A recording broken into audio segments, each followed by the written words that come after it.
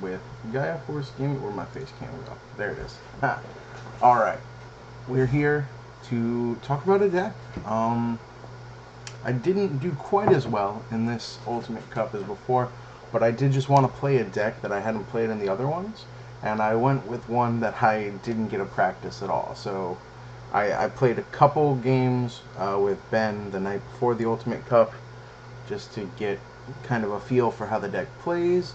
I only had time for one set, so 3 games, and then I took it to the Ultimate Cup, and I didn't do too bad. I came 88th. I'm not ashamed of that. I just wanted to shed some light on this deck because I think this deck is super interesting, and it's really fun to play. Big shout outs before we begin to Russell from someone's PC, Purple Heracross on Twitch. He came forth with this deck on Saturday, and I've just been looking at it since and like, man, do I want to play this? And I ended up playing it. So this is blue-green. It is green with blue base.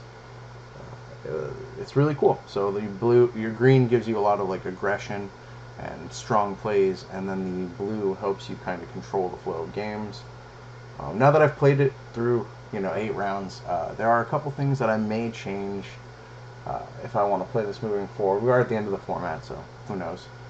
But I just want to talk about the deck, share the list, see if you guys can get anything of it. Please go give Russell some love if you don't already over at someone's PC for YouTube.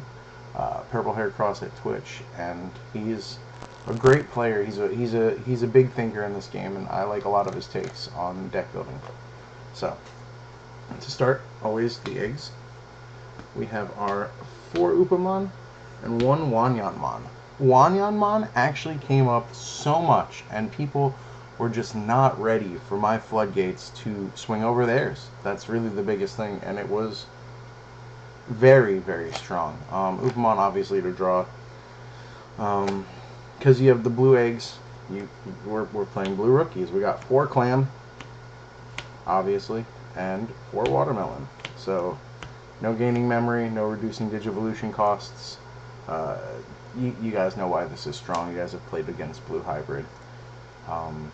But again, 5k for the clam, 4k for the watermelon. It is not bad. And then 4 Pokemon.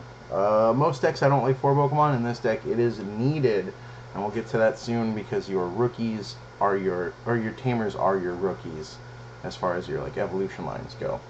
So for champions, we played 4 Metal Kabuterimon, 4 Beetlemon, and 2 Arbormon. So just 10 hybrids. It's the only way to go up the line here. You got to evolve over your Tamers. The Beetlemon is a great consistency booster to search out more pieces, obviously. And Metal Kabuterimon helps you control the board, which is what I think you're trying to do in this deck, is just control the board as much as possible until they are out of resources, and then you could lay on some aggression. Again, I could be playing it a little wrong. It was only a couple games with this before we started the event. I did realize I was playing it much better towards the end of the event, so this is a deck you really want to get some reps in with. It is not easy to pilot, in my opinion. It's very easy to like put your opponent in a winning position if you just overlook something, which I did a couple times, unfortunately. Then, of course, you have your 4 Rhinos. The crazy thing about the Rhino Kabuterimon is I did not always go into the level 6. I know Russell told me when he talked about it that he was staying at this a lot too, and I find that just staying at this and waiting to see which of your megas you should toolbox into seems to be a pretty good call for this deck. And then 2 Blossomon, just for a couple more level 5s. It opens up some creative plays, so I was a pretty big fan of the Blossomon in here as well. Onto the level 6s. Only 3 of the Ancient Beetlemons. Again, you're not just going straight into Ancient Beetlemon go Burr. Not all the time. I would only evolve into it when it was a truly advantageous play, or when it was like a super blowout against my opponent. So usually you don't want to pass turn by doing this, is the big thing. You want to pass turn by playing another Tamer. So that is that. Argomon, MVP, there are 2 of him. People, for some reason, just never saw it coming, and would just be like, wow, I don't know what to do now. And He suspends down all your opponent's Tamers, and they do not unsuspend as long as he's on the field. If they're dumb enough to suspend a Tamer, not dumb, I shouldn't say dumb, that's crude. If they overlook it and suspend a Tamer while he's on the field, it won't unsuspend either. So he was huge. And I did try the one horse. The horse actually came up a lot. When I did have it, it came up, and it was a pretty strong control card. Horse has good effect. Again, the ancients, when they are deleted, you get to drop a hybrid. Don't forget that. I never forgot it for ancient, but I always forgot it for horse. So, can't call myself Gaia Horse Gaming if I keep this up. For the Tamers, we have 3 Mimi. I wish it was 4. I wish it was 4 just because I always wanted Mimi, and sometimes I do evolve over it and lose it. Also, I just wanted like 1 more Tamer for the Tamer count.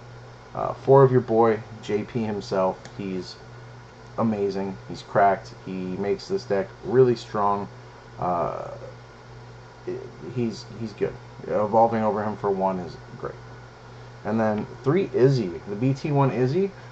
This card's so good. It's any Digimon, so it's not color gated.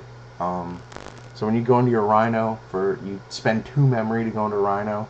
If you have the Izzy on board, you could draw a card. It would usually give me one of these, which was really strong because then I could evolve over my rookie, or it would give me the Argo I needed, or just card advantage is really, really sick. For the options, this is where I wouldn't say I'd change it because they all come up. We have the 2 Forbidden Trident, 2 Thunder Laser, just utility options, really strong. They both play a very important part in this deck because you want to control your opponent's board as best you can. 1 Ice Wall, of course, because we're playing blue, and I played 1 Howling, just like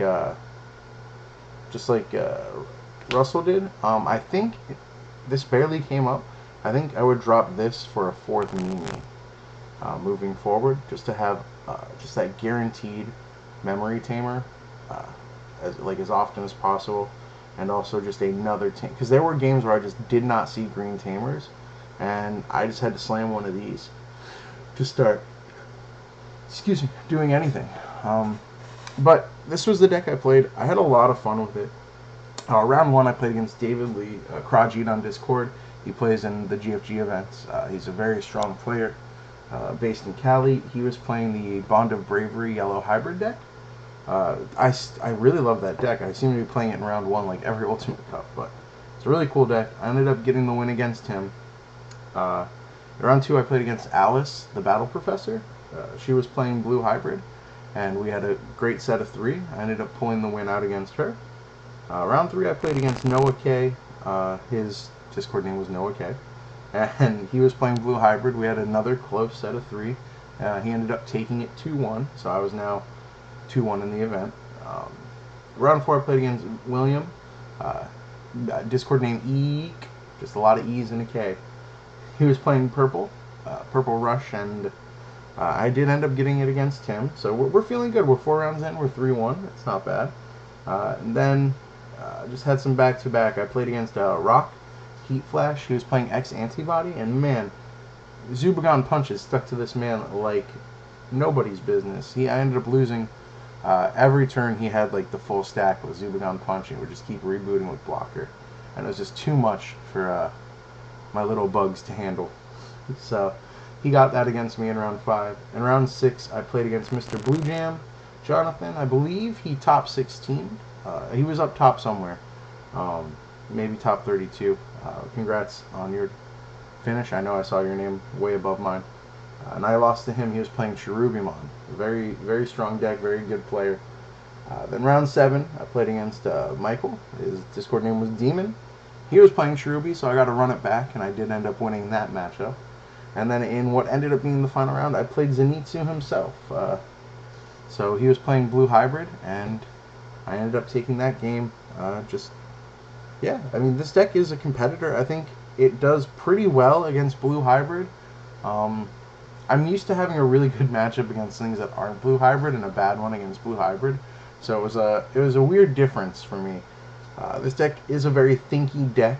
There were a lot of times where I almost missed plays for like hatching Mimi or just little intricacies that you get through reps. So play a lot of reps with this deck, practice a lot if you want to try and play it, take it on.